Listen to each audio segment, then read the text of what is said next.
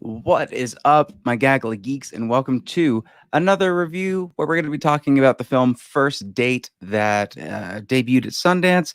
It's what we're all been doing. Day 11, whatever day we're in.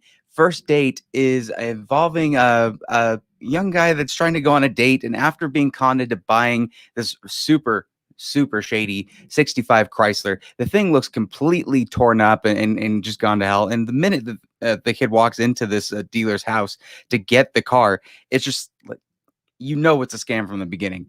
His first date plans with this next door neighbor, Kelsey, implodes as he finds out that he's being targeted by criminals, cops, and a crazy cat lady. So first date is really kind of like a little bit of a coming of age story where we have our hero Mike, played by Tyson Brown. He's trying to get to a date, and every opportunity he takes to try to get there, he gets sidelined by something, and it's all revolved around this car. There's shootouts, there's silliness with it. There's a lot of dialogue that in intense situations come across as really funny, and I think that's intentional. They really want to make it a dark comedy in this film. I had a pretty good time with it. I would say it's hit or miss in a few points, particularly when it came to how the scenes are placed, maybe the editing.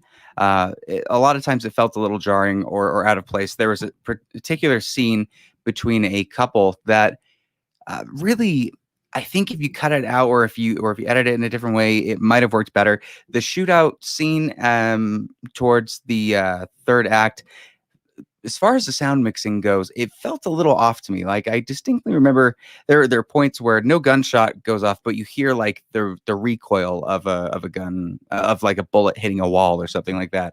I do think that the acting was really well done by Tyson Brown.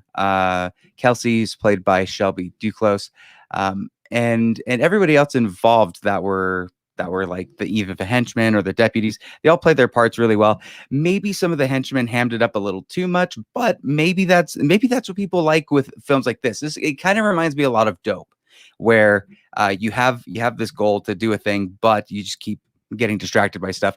And as you're going through the film, your main character is growing, starting to understand what he needs to do to follow through with what his commitment was at the beginning. And it's not a bad film. It was directed by Emmanuel Crosby and Darren Knapp. I would definitely check it out. I don't know if this is like in my top echelon of Sundance films, but it was pretty enjoyable to watch. I had a pretty good time, and I think it's if it comes out on streaming anytime soon, that it's worth checking out. It has a fairly good runtime. It does end up feeling a little bit of the weight in the second act, but again, once the third act kicks in, it's all action, it's all guns blazing, and I think people that like that kind of film will enjoy it. And I had a good time with it. So that's my review for First Date. Let me know what you guys thought. Leave a comment down below.